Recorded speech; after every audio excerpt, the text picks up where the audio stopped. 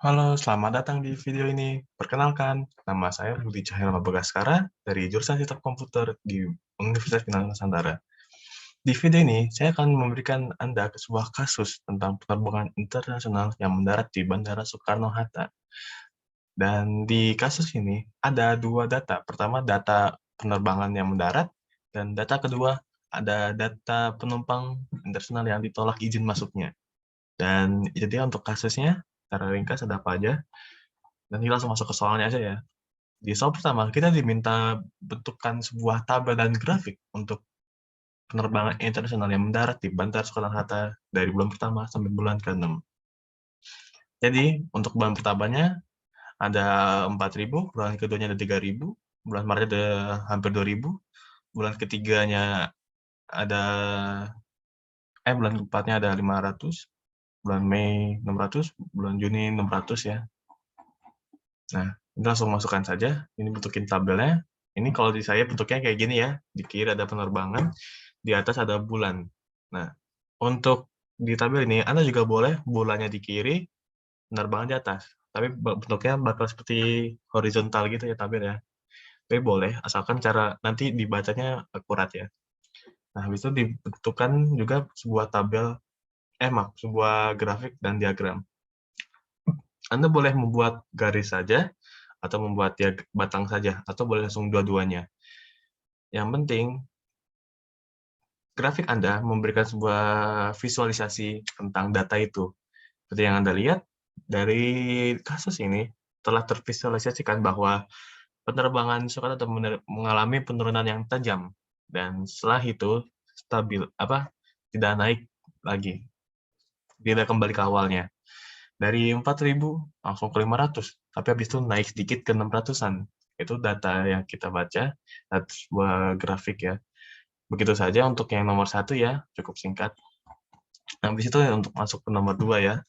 Nomor 2 kita diminta rata-rata penerbangan yang mendarat di Bandara Soekarno-Hatta. Habis itu dicari nilai ragamnya. Nah, oke. Habis itu masukkan aja ya. Iya. Rata-ratanya kan cara ngitungnya jumlah penerbangan yang ada itu dijumlahkan semua. Setelah itu dibagi itu dari bulan apa aja. Nah, seperti yang kita lihat kan ada 6 bulan, di satu bulan ada berapa, bulan 2 ada berapa, itu ada 6. Jadi langsung aja bagi 6, ditambahkan 11.000, habis itu dibagi 6. Akan memberikan kita 1.900-an. Berarti ada penerbangan internasional yang mendarat di Bandara Soekarno tiap bulan rata-rata ada 1.900-an. Nah, habis itu kita langsung nyari nilai ragamnya. Nilai ragamnya rumusnya itu S kuadrat. Karena kalau S biasa, kita bakal mencarinya standar deviasi. Nah, ini memang berdekatan ya. Kalau dikuadratkan, Anda malah dapatnya ragam ya. Nah, rumusnya yaitu adalah sigma atau jumlahnya, total jumlah dari X kurang rata-rata dikuadratkan. Jadi X garis itu adalah rata-rata ya. X-nya tuh seperti yang 4.000, 3.000, 1.900-an, 500-an ya. N-nya itu si 6 itu ya, jumlah bulan yang ada. Nah, Anda langsung masukkan saja 4.000 kurang rata-rata kuadrat. Terus kan jumlahkan karena dibitanya sigma. Setelah dapat jumlahnya, Anda bagi 6. Seperti ini, 12 juta bagi 6 akan memberikan kita 2.100.000-an ya. Kenapa bisa besar nih ragamnya ini? Kan datanya cuma ada ribuan, kenapa ragamnya jutaan? Ini ini bisa angka besar karena interval jarak dari penerbangan yang bulan satu ini dan bulan satu ini jauh. Yang kita lihat penerbangan yang paling banyak itu di bulan Januari ada 4.000, dan ini di bulan keempatnya ada 500. Itu kan jarak sangat jauh tuh jaraknya. Dah, jarak yang jauh ini akan menciptakan nilai ragam yang besar juga gitu. Dan juga kita bisa menginterpretasikan bahwa banyak bervariasi banget nih yang penerbangan yang mendarat di ini. Yaitu untuk nomor 2. Nah, nomor 3 kita langsung masuk ke ini ya, probabilitas. Nah, di nomor 3 nih kita pakai probabilitas kondisional karena kita membahas dua kondisi. Satu kondisi membahas wanita yang terpilih oleh kantor imigrasi. Kondisi kedua, dari wanita yang terpilih, ya kan dari dua negara ini. Nah, Bedanya dari kondisi 1, 2 ini, yaitu kondisi pertama sudah terjadi karena sudah terpilih oleh kantor imigrasi, tapi kondisi kedua kita belum nih, belum terjadi. Cuman ada kondisinya, ada syaratnya dari 2 negara ini. Nah, karena 2 kondisi ini kita pakainya kondisional, gitu ya. Nah, langsung ini aja ya, masukkan. A-nya itu penumpang wanitanya 9/21. Kenapa 9/21? Karena kita mempunyai 4 wanita dari Israel, 2 dari Pakistan, 3 dari Nigeria. 4 tambah 2 tambah 3 itu 9.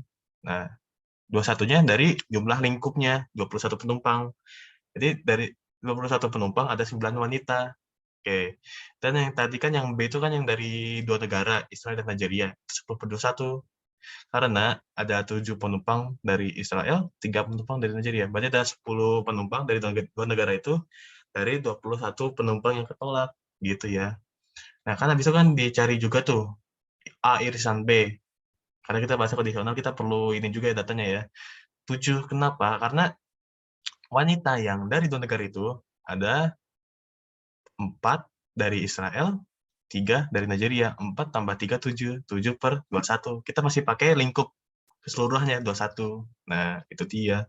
Habis itu langsung masukkan rumusnya P garis B sama dengan P irisan B per PB. PB di bawah karena PB inilah kondisi yang belum terjadi.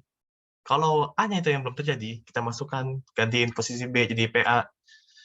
Tapi karena kita carinya B, kondisi B yang belum terjadi, masukin bawah B, hitung, dapat 7/10. Gitu ya. Habis itu kita langsung masuk aja nomor 4 ya. Nomor 4 diminta probabilitas, tapi kita bukan bahas di 21 penumpang ini, tapi sisanya. Yang 105 totalnya kan 21 nggak bisa masuk. Nah, kita bahas yang masuknya. Nah, ini kata imigrasi mau ngambil 14 orang, tapi dari penumpang yang lolos itu ada 30 penumpang dari Malaysia. Nah, kita mau nyari dari 14 ini, kita nyari 7 orang yang dari Malaysia. Berapa tuh peluangnya tuh? Bisa 7 dari 14 yang keambil.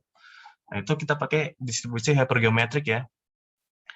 Langsung dimasukkan, ruang lingkupnya kan tadi yang lolos ada 24, 105 kurang 21. Nah, dari yang lolos ini, kategori apa yang kita cari, itu ada 35 yang dari Malaysia, dan ini 14 itu yang keambil ada berapa? Ada 14 orang yang keambil oleh kantor imigrasi, dan yang akan kita hitung akan butuh berapa orang? 7, gitu ya. Jadi, N kapitalnya 84, A kapitalnya 35, N kecilnya 14, X-nya 7. Ini langsung masukin ke rumusnya, PX matriks AX matriks N kapital kurang A kapital bawahnya N kurang X per matriks N besar, N kecil. Kita membahas matriks karena kita akan menerlibatkan sebuah faktorial.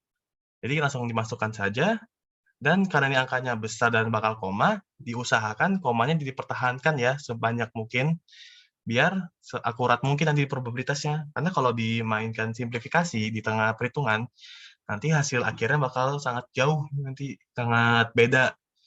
Nah, oleh karena itu diusahakan ini ya. Dan karena ini angkanya sangat besar, ini bahasanya semampunya si kalkulator ya. Ini masukkan akan menggunakan kita 0,182. Itu dia jawabannya. Jawabannya 0,182 peluangnya dari 1. Atau 18,2%. Itu dia peluang dari 7 penumpang Malaysia yang terpilih dari 14 orang itu. Itu dia dari saya. Sudah saya jelaskan cara pengerjaan untuk kasus ini dan soalnya. Terima kasih atas perhatian peserta. Mohon maaf bila saya telah mengomongkan bahasa senonoh atau telah menyinggung kalian. Sekian dari saya izin mengundurkan diri. Selamat tinggal.